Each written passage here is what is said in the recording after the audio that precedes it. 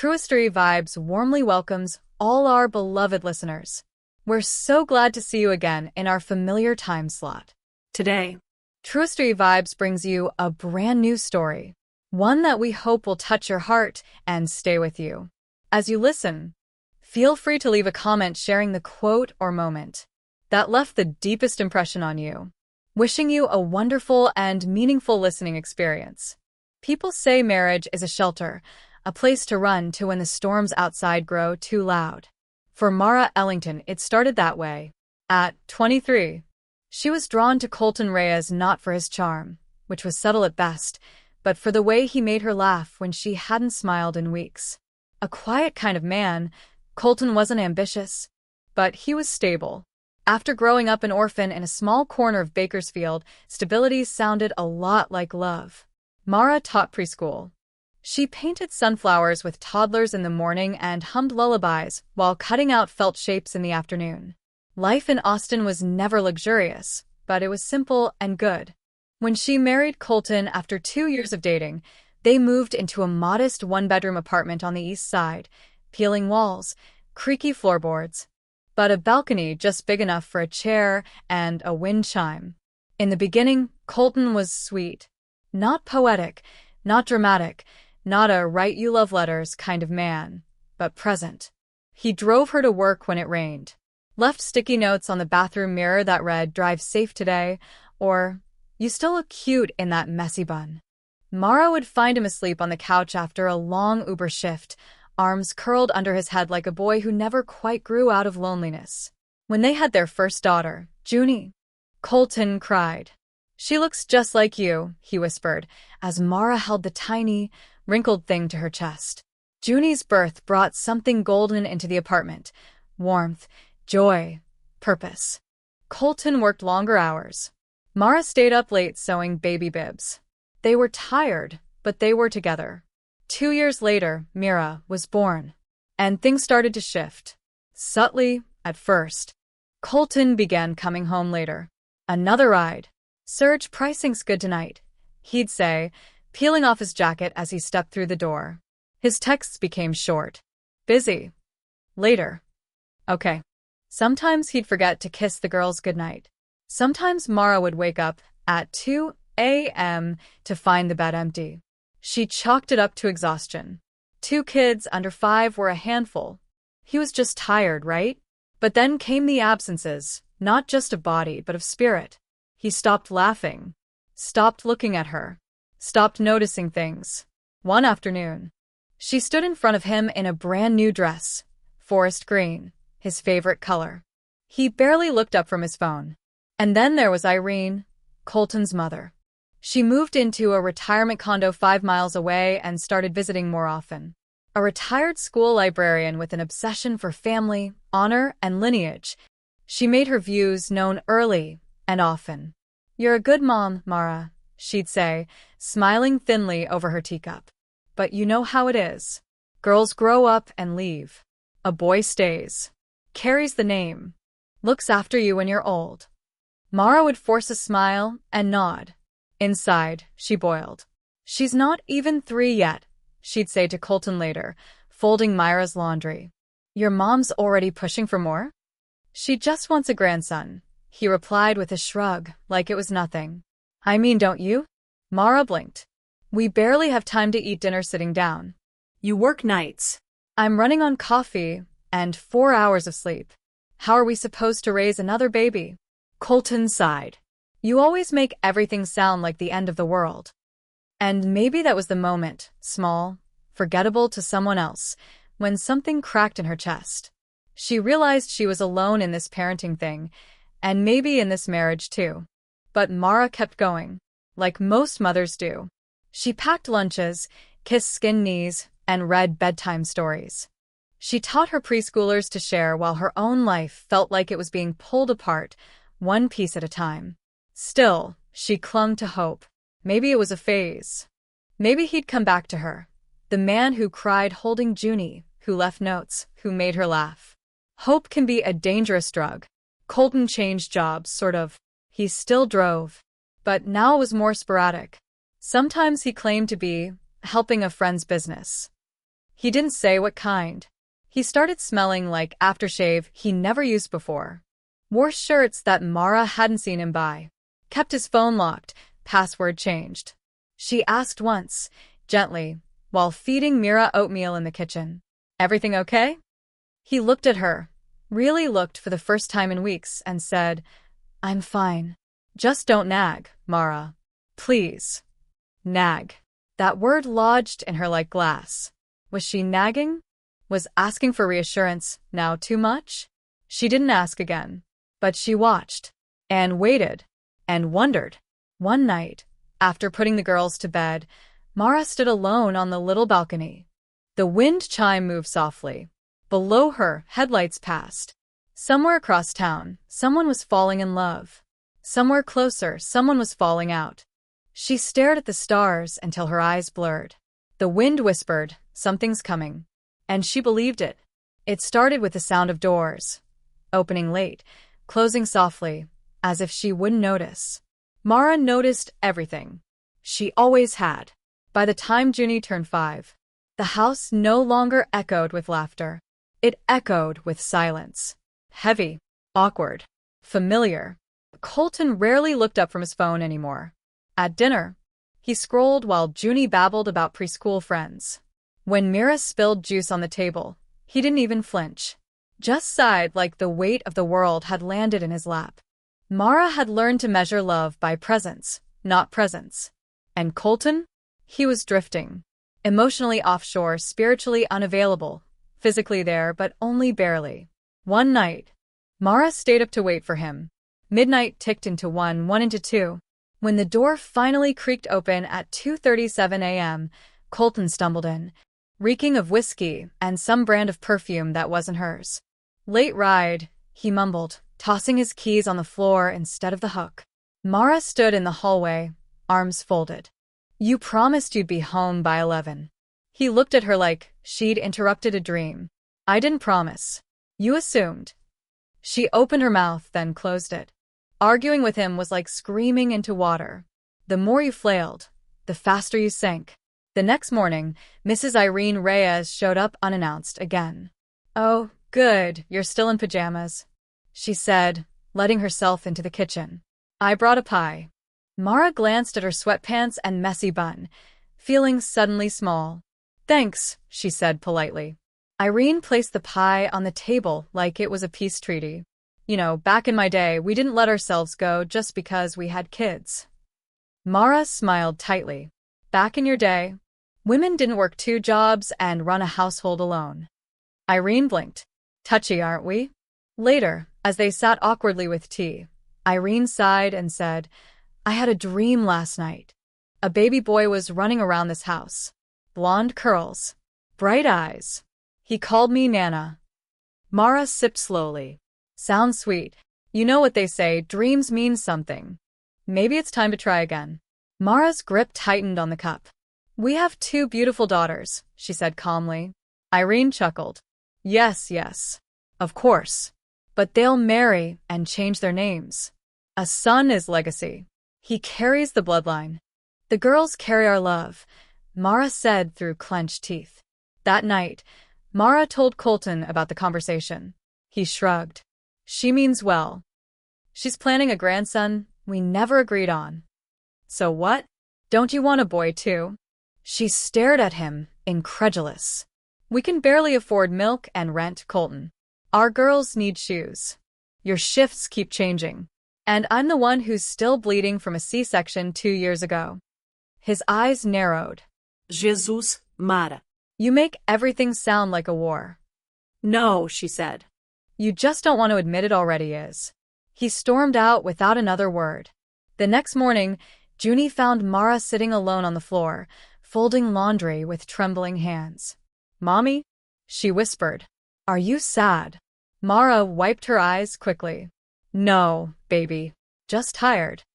But the truth was, she was scared. The bills piled up. Colton's excuses multiplied. His phone now had a password. He laughed at texts but never said why. When she asked who he was messaging, he scoffed. Why do you always assume the worst? Because she could feel it. The perfume. The way he showered right after coming home. The shift in cologne. The smile that didn't belong to her anymore. One day, Mara picked up Colton's laundry. A crisp white button-down she'd never seen before slipped through her hands. She checked the label. Not their usual store. Not their budget. Then came the birthday fight. It was Myra's second birthday. Mara had baked a small cake, tied streamers to the kitchen light, and bought 2 tiny paper crowns for the girls. Junie helped decorate, her little hands covered in glitter. For the first time in weeks, the apartment smelled like cinnamon and laughter. Colton arrived home an hour late. No balloons. No smile. No memory. You forgot, Mara said plainly. He looked around. Forgot what? Junie's face fell. Myra's crown slid off her head as she ran toward him, arms wide. He didn't bend down to catch her. Jesus, Mara. You make a big deal out of everything. She's 2. She won't even remember. She'll remember the silence, Mara snapped. Colton rolled his eyes. She's lucky she has food. Mara stared at him, stunned. Do you even love them? What kind of question is that? A real one. He scoffed. This again? You're never here. You forget birthdays. You haven't held Mira in weeks. Junie watches you ignore us like we're furniture. I'm working my ass off. You're disappearing, Colton. He slammed the fridge door. Maybe if you stopped nagging, I'd want to be here. Junie whimpered. Mira started crying. That night, after putting the girls to bed, Mara stood alone in the hallway, watching Colton disappear into the shower, again at midnight. She stared at his phone, left charging on the counter. For the first time, she picked it up. The screen lit up with a message. Can't wait to see you again, babe, face blowing a kiss. No name. Just a heart emoji next to a fake account name. Mara's heart sank. She didn't open it. She didn't need to. The perfume, the behavior, the detachment. All of it had a name now, her. The next morning, Mara made 2 decisions. She would stop asking for Colton's love. She would start looking for the truth. She called the only person who'd never abandoned her, Gideon Hale, her cousin and childhood protector, now a detective with the Austin PD. I need a favor, she said, her voice barely above a whisper. But I don't want to report anything yet. Say the word, he said. I'm already in. Mara had always been patient. It was her secret weapon, the one thing people underestimated. She didn't scream, didn't accuse, didn't flip tables or throw phones against the wall. She watched. She listened. She waited. After years of surviving without parents, without wealth, without anyone truly in her corner except Gideon, Mara had learned that people reveal themselves, eventually. You just have to stay still long enough to see it. And Colton? He was practically shouting. The lies came not through words, but through smells. There was the sharp musk of cologne that didn't exist in their house. The sugary perfume that clung to the back seat of his car, wrapped around the headrest like an invisible scarf. The faint scent of cinnamon lotion on his jacket. She didn't wear lotion. Then there were the unspoken things. Missed calls. Sudden showers. The nervous way he glanced at his phone if she walked by. The new shirts, tighter. Sharper. The new music, bass-heavy R&B that Mara never heard him play before. The new playlists called Late Night Chill and Vibe and Ride. It would have been funny if it didn't hurt so much. One afternoon, while Colton was in the shower, Mara did what she once swore she'd never do. She opened the glove box of his car. Inside was a small pink scrunchie, looped carelessly around a pen. Not hers. Not Junie's. Definitely not Myra's. It smelled faintly of hairspray and bubblegum. Mara held it in her hand like a live wire. Then put it back. Carefully. Quietly. She didn't cry. She didn't panic. Instead, she took out her phone and texted Gideon. Mara, I'm ready. Can we meet?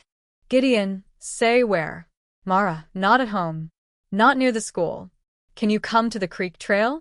An hour later, they met near the rusted benches behind the Sunflower Preschool, where Junie used to pick dandelions. It was where Gideon used to push her on the swings when they were kids. He saw her from across the grass and frowned. You look like you haven't slept. I haven't. He waited. She sat beside him, placed her hands on her lap, and said it. He's cheating. Gideon didn't gasp. He didn't say, "Are you sure?" He just nodded once. "Tell me what you know." She told him about the late nights, the new clothes, the password change, the perfume, the scrunchie. "I don't have proof," she said, eyes tired. "Just instincts." "Instincts are enough to start," he said. Then he pulled out a small business card and slid it into her hand. It had no name, just a number. Private investigator. Quiet. Fast. Discreet. "She used to be with us before going private. You want truth? This is how you get it." Mara held the card like it might burn her fingers. "And when I do get it, then we talk again." For the next 3 weeks, Mara played 2 roles. By day, she was the mother, packing lunches, doing school drop-offs, reading The Very Hungry Caterpillar to Mira with a bright voice and a breaking heart. By night, she was the silent observer, cataloging every detail. She noted when Colton left, when he returned, what he wore, how he looked, what he smelled like. The private investigator, a woman named Darla Quinn, sent weekly updates. Wednesday, 10:42 p.m. Subject parked at Willow Tree Lounge. Seen entering with unidentified young female, approximate 18 to 20, black dress, red heels. Stayed 1.5 hours. Friday, 12:03 a.m. Subject drove to Maple Inn Motel. Woman accompanied. Checked into room number 206. Left 2 hours later. Subject returned home by 2:47 a.m. Mara read each line like a slow stab to the chest. Colton wasn't just cheating, he was invested. Room 206 became a ghost that haunted her sleep. Who was she? The girl in red heels. The bubblegum scent. The text messages with kiss emojis. The scrunchie in the glove box. Darla eventually sent photos. Mara opened the envelope with shaky fingers. There he was, her husband, holding the door for a girl in a denim miniskirt and 2 high heels. The girl laughed, covering her mouth like they were 15. Colton had his hand on her lower back. He looked young. Light. Free. Not like a husband, not like a father. He looked like a man who had no weight.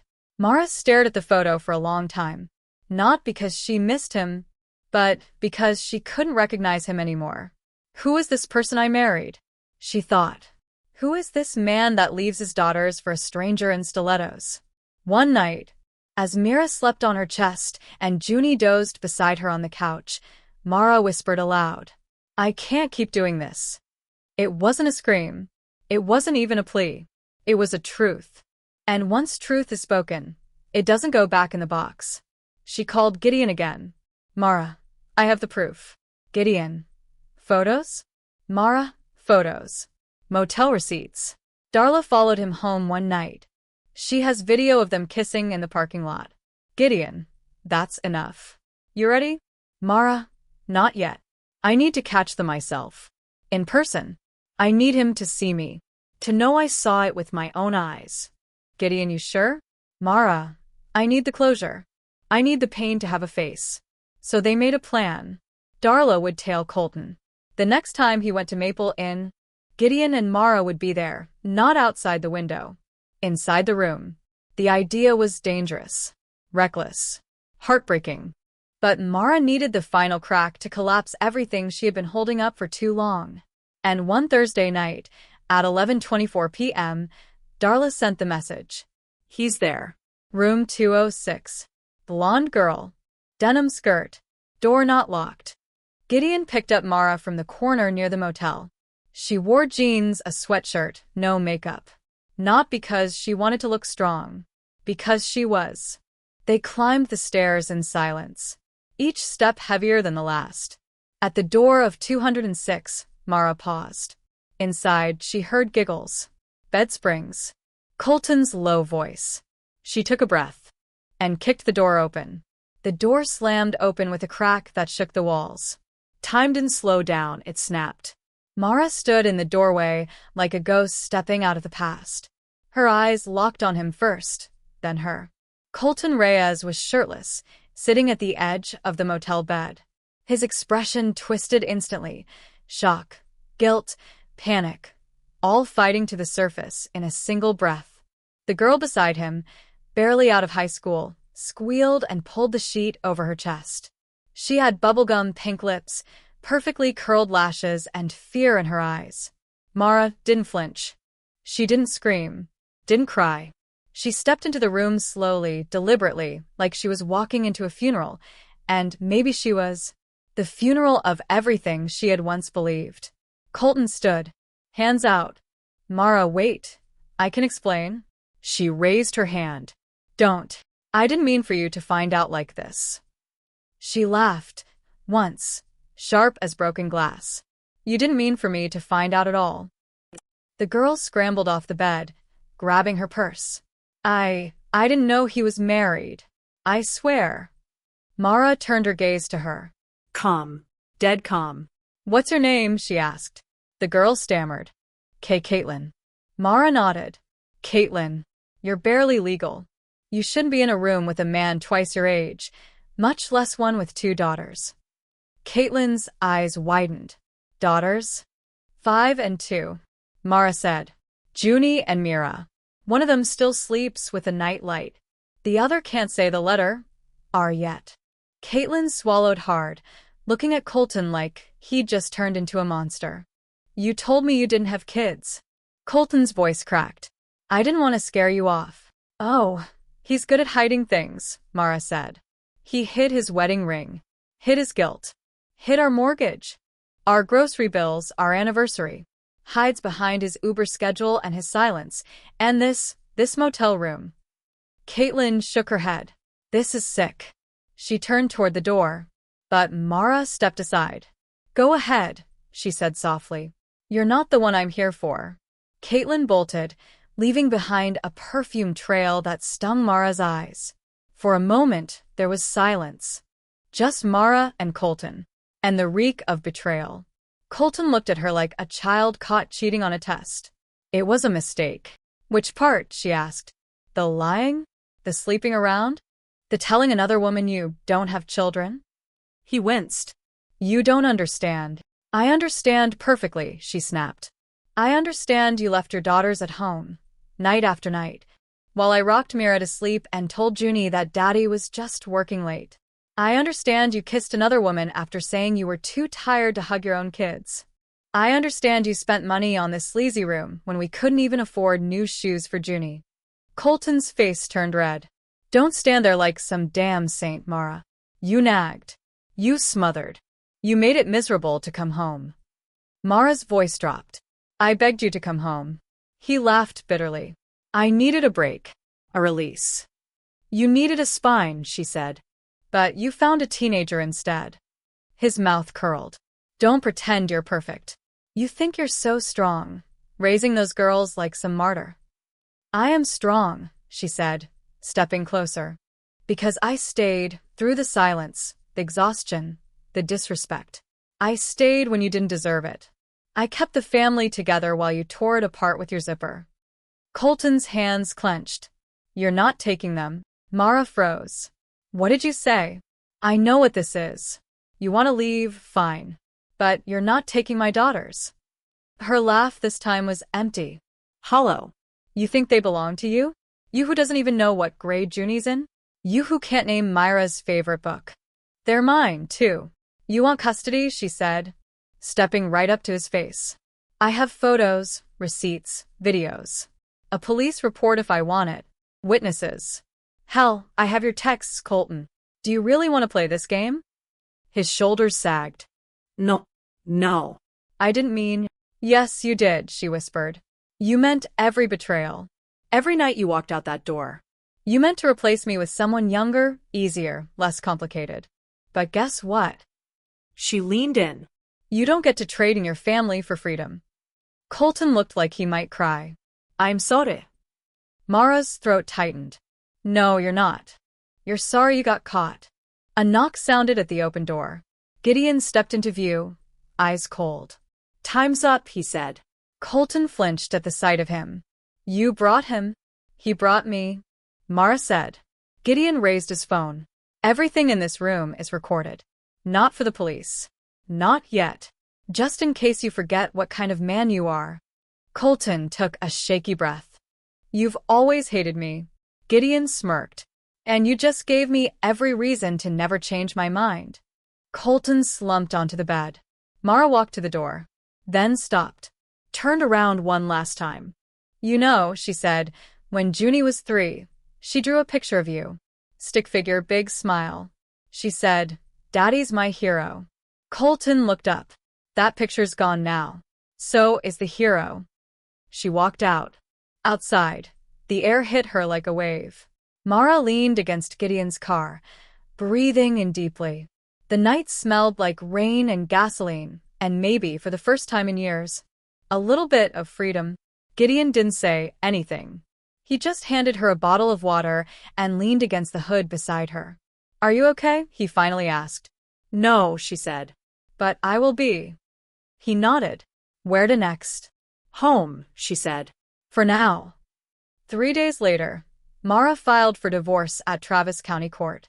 She attached every file, every receipt, every image, Darla's full report, the motel footage, the texts. Her lawyer looked at her, brows raised. You've done my job for me. Just make it official, Mara replied. Colton was served at noon. He didn't respond. At least, not in court.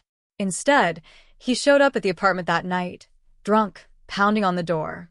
Open up, Mara. You can't do this. The girls were asleep. Gideon arrived 7 minutes later.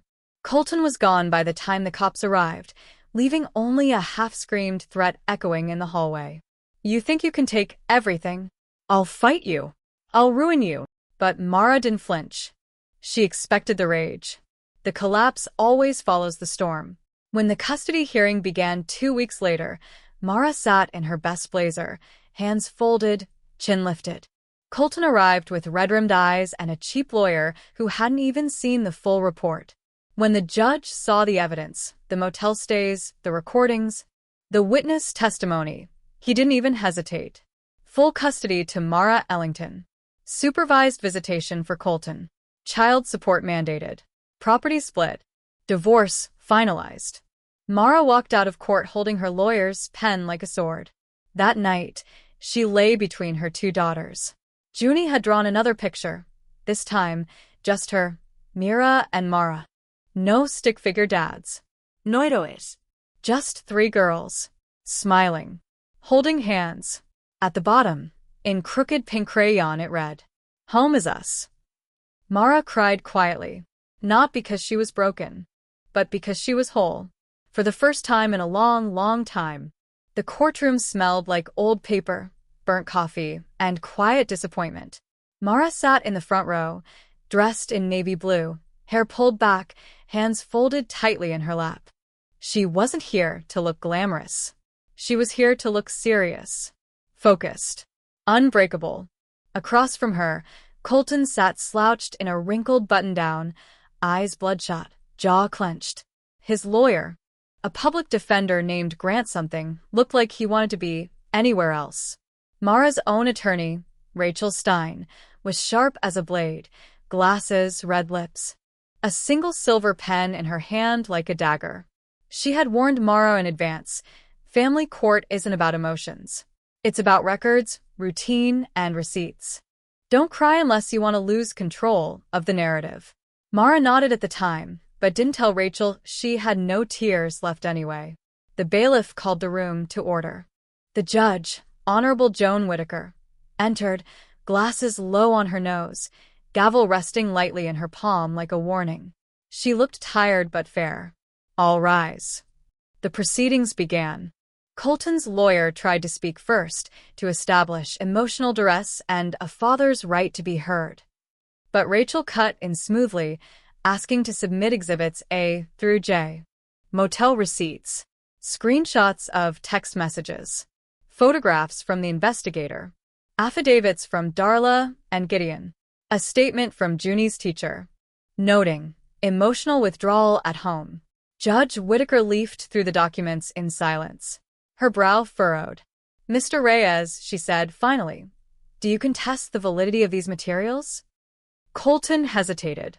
I I don't think it's relevant. It's very relevant, the judge said sharply.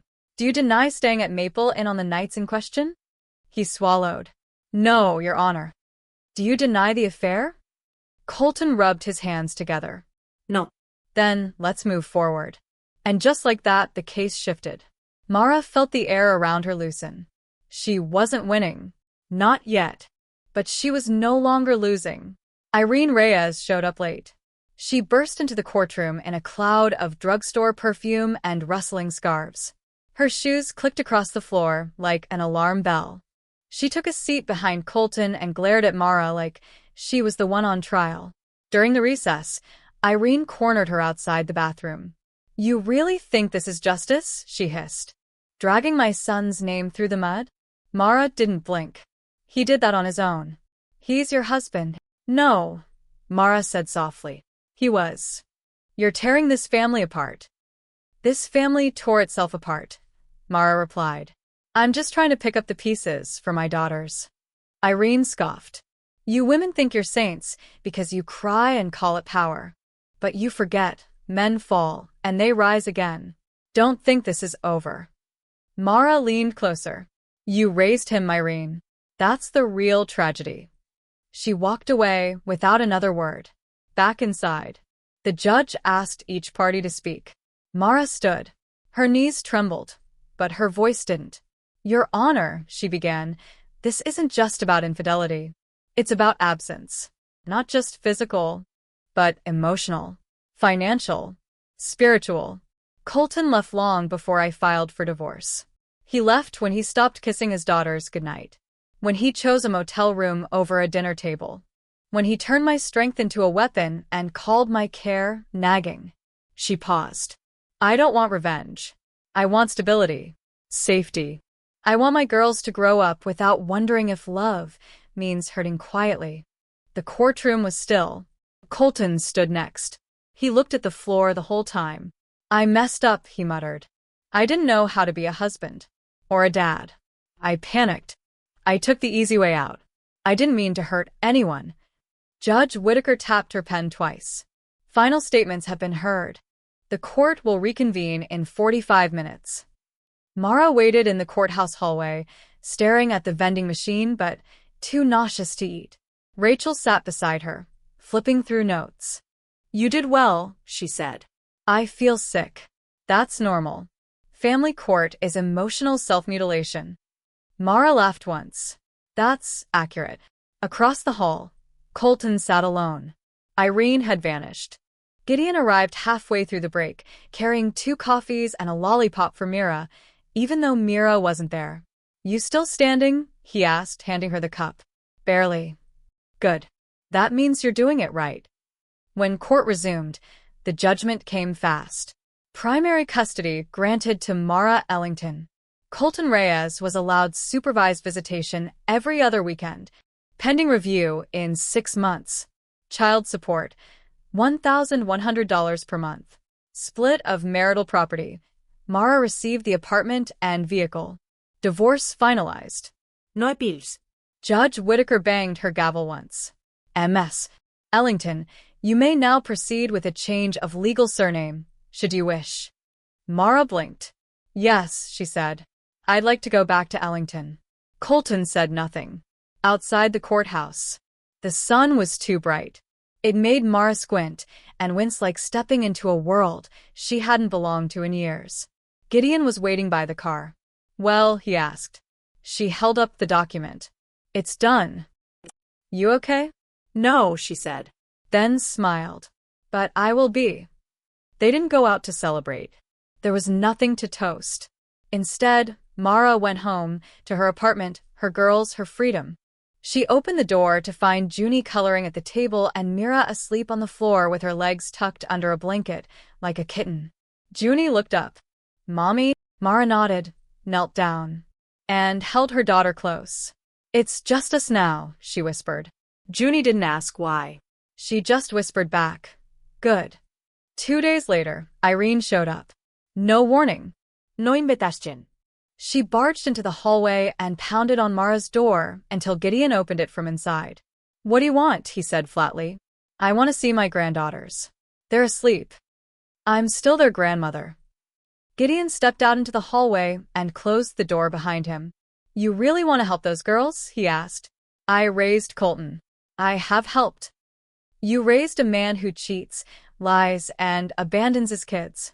So excuse us if we're not lining up for your advice. Irene's face flushed. This is a mistake. You think she can do it all alone? Wait until she burns out. Wait until she needs help. You'll see. We already saw, Gideon said. That's why we're here now. So, thanks for the visit. Goodbye. He shut the door. And Mara, who'd listened from inside, felt something inside her finally go quiet. That weekend, Mara took the girls to the park. Just the three of them. They fed ducks, bought ice cream, sat in the sun. At one point, Junie leaned against her and said, Mommy, can we always stay just like this? Mara didn't answer right away. Instead, she looked at the sky, at the soft blue stretch of peace above her, and said, As long as we can, baby. As long as we can. It was Gideon who called her first. You're not going to believe this, he said, his voice low and unreadable.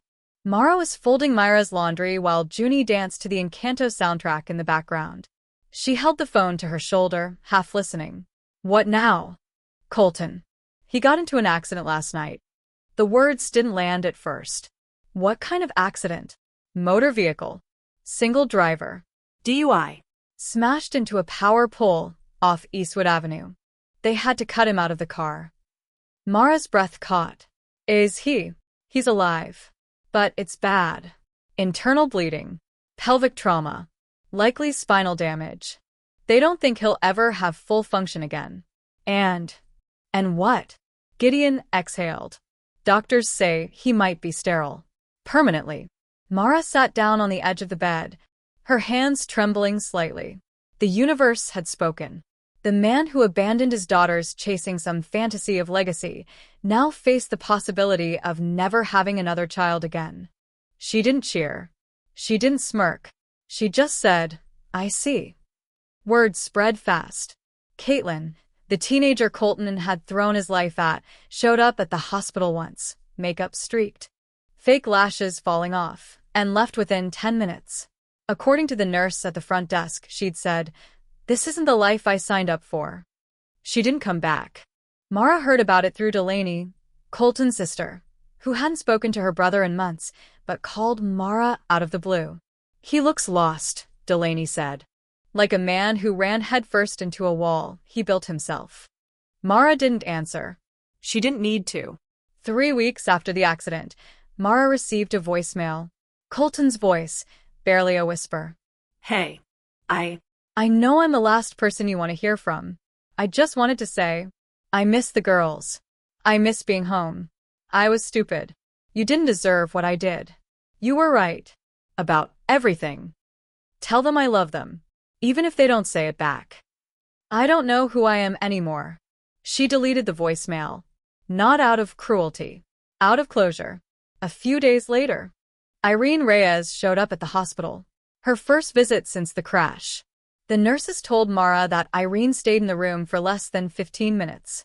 Apparently, she stood at the edge of Colton's bed, looked at the IVs, the casts, the bruises, and said, So, this is what you made of yourself. I spent 30 years praying for a son to carry our name. Now look at you. No wife. No children. No name worth keeping. Colton didn't answer. He just turned his head to the window and cried. For Mara, life moved forward. Her daughters smiled more, laughed louder, slept better. Mira started stringing full sentences together. Junie began drawing happy pictures again, suns with smiley faces, trees with pink leaves. A home that looked like their apartment. Sometimes, Mara would sit at the window with a cup of tea and wonder, how did I survive all that? And the answer always came, because you had to. One Friday morning, Gideon stopped by with groceries. As he helped unload them into the kitchen, he looked at her thoughtfully. You don't talk about him much, he said. There's nothing left to say. You don't feel anything? About the accident? About him being broken, she said quietly. Yeah. She took a breath. Stirred the soup on the stove. I don't feel happy, if that's what you mean. I'm not some villain waiting for karma to do my dirty work. Then what do you feel? She looked at him, really looked. Free. The apartment on Rosemary Lane wasn't much, just 2 bedrooms, faded wallpaper, and a heater that rattled in the winter. But it was theirs. No yelling. No slammed doors at 2 a.m. No smell of whiskey in the hallway, or the creeping dread of someone unlocking the door without love. Here, the air was light. Here, the girls could leave toys in the living room and call it home. Mara signed the lease with a pen that shook in her hand, not from fear, from relief. A chapter had ended, and another, quieter one had begun. The first night in the new place. Junie helped arrange the bookshelf. I want my books next to yours, she said, stacking Pete the cat beside the alchemist. So we can read together. Mira, meanwhile, waddled into the kitchen, opened the bottom drawer, and declared, Mine now. Mara smiled. This was what healing looked like. Not confetti. Not grand gestures. Just drawers and books and bedtime without fear. She got a part-time gig teaching art classes on weekends at a community center. It wasn't much money, but it filled her in ways Colton never did. She painted again. Not just rainbows and stick figures, but herself. Her hands. Her daughters. A house with roots instead of walls. A woman with fire in her ribs and flowers in her throat. One morning, Junie peeked at her canvas and said, Is that you, Mommy? Mara nodded. Junie tilted her head. You look stronger. Mara kissed her forehead. That's because I am. Delaney, her former sister-in-law, now one of her closest friends, dropped by every week with snacks and sass. You're glowing, she said, tossing a bag of kettle corn on the counter. I'm sweating, Mara replied, trying to scrub crayon off the tile. Delaney raised an eyebrow. You sure you're not seeing anyone? Mara laughed. I'm seeing myself for the first time in years. That's enough. You ever want company? I got a coworker. Divorced. Full head of hair. Reads books. I'll add him to the dream board. Delaney winked. That's all I ask. One evening, after the girls fell asleep, Mara sat alone on the balcony with a cup of mint tea and a thrifted throw blanket. The city buzzed faintly in the distance. Far enough to feel separate. Close enough to feel alive.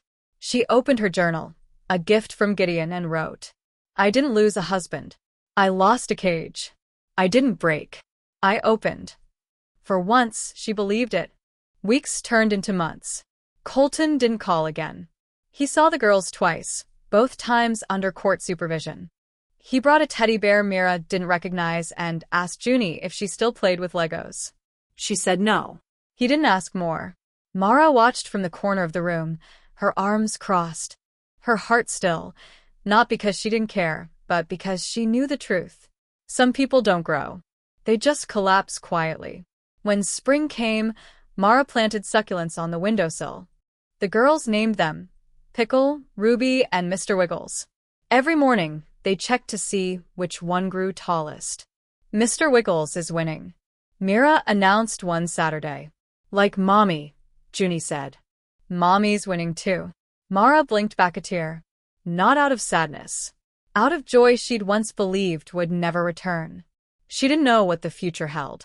Maybe love. Maybe a little house with yellow shutters. Maybe just peace, in small bowls, with bedtime stories and hand-drawn art stuck to the fridge. But for now, she had enough. She had her name back. Her heart intact, her daughters asleep under the same roof. And a silence that no longer scared her, only soothed her. The rain came soft that night, a quiet hush against the windows, like the world exhaling. Mara sat in bed with her knees pulled to her chest, a mug of warm cocoa in her hands. Beside her, Junie slept soundly, one arm stretched across a picture book. On the floor, Mira snored into a tangle of stuffed animals. It was past midnight, and for once, she wasn't tired. She was still. No more checking the clock to see when he'd come home. No more pretending not to hear whispered phone calls from the bathroom. No more shrinking herself to keep the peace. Only this. The rhythm of the rain, the rise and fall of two tiny chests breathing in sync, and the hum of a night that finally felt safe. Earlier that day, Mara had taken the girls to the library. Junie got her first library card.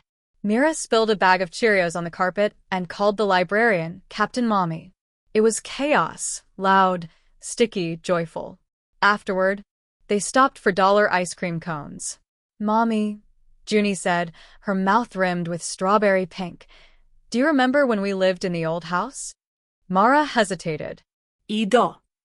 Were we happy there? Mara thought for a moment, then knelt to wipe a drip off her daughter's chin. "We tried to be," she said. "And sometimes we were. But not always." Junie nodded like she understood more than her 5 years should allow. "I like this home better," she said. "You smile more here." Mara felt her chest twist, not in pain, but in awe. How had her daughter seen so clearly what took her years to admit? "I smile because I'm not afraid anymore," Mara whispered. "Of what?" "Of not being loved right." That evening, Gideon stopped by. He brought a houseplant, something leafy and green with a name Mara couldn't pronounce. "I figured the girls needed another thing to name," he said, setting it near the window. "God help us if they call it Pickle Jr." They both laughed. He glanced around the apartment. Books on the shelf, art on the walls, a rainbow sticker that Mira had proudly placed on the fridge. "You did good," he said. "I did enough," Mara replied. "That's better than good. That's peace." Before leaving, Gideon paused at the door. "You know, you don't have to do it all alone. You never did." "I know," she said, "but I needed to prove to myself that I could." He nodded. "You did." She watched him go, her heart full of gratitude. Not because he saved her. Because he reminded her she could save herself. Later, long after the girls had drifted off and the cocoa had cooled, Mara walked out to the tiny balcony and sat in the dark. The wind carried a distant scent of jasmine. A dog barked 2 blocks over. Somewhere nearby, someone was playing an old Tracy Chapman song on a speaker too loud for the hour, and it didn't bother her one bit. Mara looked up at the sky. Not to wish. Not to plead. Just to thank. For surviving. For starting over. For soft blankets and second chances. For girls with bright eyes and futures she'd protect with every ounce of her breath. She whispered into the quiet. "We're okay now." Weeks passed. Spring bled into early summer. The girls grew taller. Mara painted more. Sometimes she even sang. Colton never called again. Word had it he moved out of town. Or maybe just moved inward, to the small, echoing place where regret lives. Mara didn't ask. Didn't want to know. Didn't need to. She had her own story now. One not tied to his. On Junie's 6th birthday, Mara threw a picnic in the park. Delaney came. So did Gideon and his fiancée. Mira wore a tutu over her jeans. Junie asked for a cake shaped like a rainbow that sings. Mara did her best. The cake didn't sing, but the girls did. Loudly. Off-key. Gloriously. There was dancing. There was too much frosting. There was laughter, real, deep belly laughter. And at the end of the day, when the sun dipped low and the guests trickled home, Mara looked around at the mess of paper plates, balloons, and grass-stained knees, and felt a peace so profound it made her eyes sting. Not because she was sad, but because she finally knew she hadn't just left a man. She had walked back to herself. That night, Junie fell asleep with a crown on her head. Mira curled beside her, hugging a rainbow plushie. Mara tucked them in, turned off the light, and whispered, "You are loved. You are safe. You are free." Then she crawled into bed, pulled the blanket up to her chin, and smiled into the dark. No shadows. No ghosts. Only quiet. Only light. And that brings us to the end of today's story on Truistory Vibes. Don't forget to leave a comment with a quote or moment that touched you the most. Your words give our team the motivation to keep creating more heartfelt stories. Thank you for listening, and we'll see you again soon.